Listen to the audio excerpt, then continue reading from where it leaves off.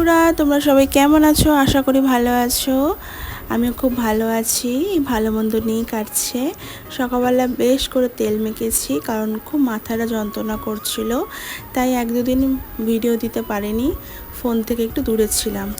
একটু পরে স্নানে যাব, তার আগে মাছটা আমি কেটে নেব। আজকের গেস্ট আসবে আমাদের বাড়িতে, তোমাদের সবটাই শেয়ার করব। তাই জন্য এত বড় একটা হাঁড়ি বসেছে। তো এদিকে ভাতটা হোক, এদিকে শাক কাটা হচ্ছে। আমার ছেলেও দেখছি বসে বসে কাটছে, ওই হাতে ছিঁড়ছে আর কি। তারপর দেখো আমার লিও কি করছে, এখানে পিঁড়েটাকে কামড়াচ্ছে।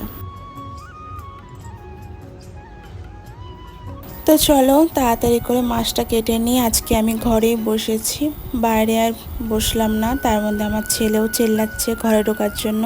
ওকে আমি আগেই বললাম তুই ঘরে আসবি, বললো না, এখন ঘরে ঢোকার চেষ্টা করছে। আসলে বারবার ওঠানামা করতে অসুবিধা হচ্ছে, আর কুকুরগুলো তো গন্ধ পেলেই চেষ্টা করবে আসার।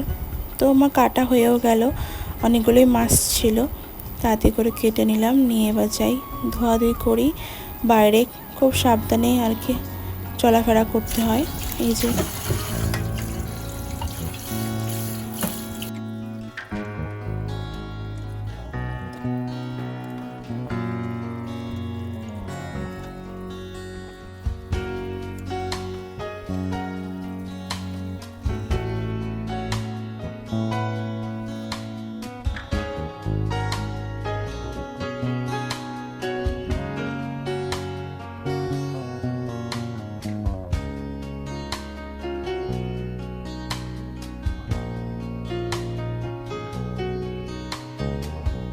এইদিকে শাকটা বসানো হয়ে গেছে, আমি নিচে বসে বসে মাছটা ভাজবো। মাছটা আমি নুন হলুদ মাখিয়ে দিলাম। এখানে মাছটা আমি চাপিয়ে দিয়েছি, তেল গরম হয়ে গেছে। মাছটা বসিয়ে দিয়ে মাকে বলবো দেখতে, তারপরে আমি স্নানে যাব। আর যাই ঘরটা একটু ঝাঁটা দিয়ে দিই, তারপরে স্নানে যাই। সামনের দিকে ঝাঁটা দেবো, বেশি তো ঝুঁকতে পারবো না, ওই জন্য সামনের দিক করেই আর কি ঝাঁটা দিয়ে। মাথাটা আবার যন্ত্রণাও করছে মাঝে মধ্যেই। তেল মেখেছি, একটু মাথায় জল দেবো ভাবছি, দিয়ে একটু স্নান করব। তারপর ছেলেকে এসে বললাম কি আমার স্নানটা হয়ে গেছে, বাবা তুই স্নান কর।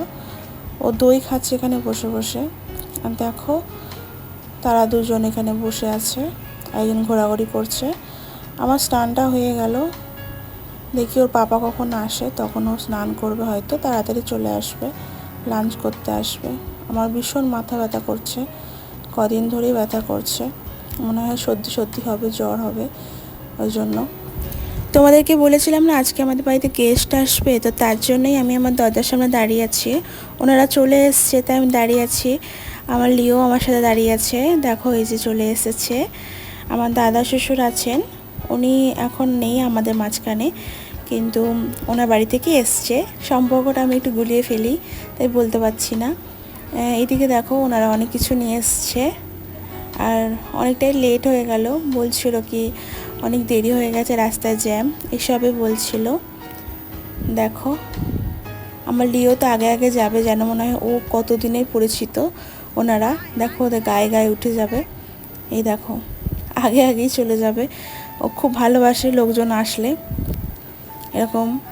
তা আমি ওদেরকে সামলাচ্ছিলাম, তারপরে ওনাদেরকে আমি খাবার দিয়ে দিলাম। তো আমি তো ভিডিও ক্লিপ সব নিতে পারবো না। আজকে হয়েছে শাক ভাজা হয়েছে, মাছের সর্ষে পোস্ত দিয়ে মাছের মানে ঝাল হয়েছে, ডাল হয়েছে, এসবই আর কি। তারপরে শেষ পাতে দই ছিল। অনেক অনেক ভিডিও আমি তুলতে পারিনি, ঠিক আছে, যতটা পেরেছি শেয়ার করেছি। ওনাদের খাওয়া হয়ে গেল, তারপরে ওর বাবাও চলে এলো। তো ভালো লাগলো যে আজকে দেখা হয়ে গেল ওনাদের সাথে, কেন কি ওর টাইম টেবিল কোনো ঠিক নেই, কখনো একটা কখনো দেড়টা, আর ওনাদের তো অনেক দূর যেতে হবে না, ওই জন্যই আর কি তাড়াহুড়ো করছিল। তাই ওটাই আর কি মানে বলা হচ্ছে যে দেখা হয়ে গেল তোমার সাথে। তো দেখো ওনারা বেরিয়ে গেছে, আবার অন্য জায়গায় যাবে, এই যে বেরিয়ে যাচ্ছে। আমি যাই ছেলেকে খেতে দেবো, কারণ ছেলেটা দেরি হয়ে গেল, আমার নিজেকেও খেতে হবে, খিদেও পাচ্ছে। তো গল্প করছে দাঁড়িয়ে দাঁড়িয়ে।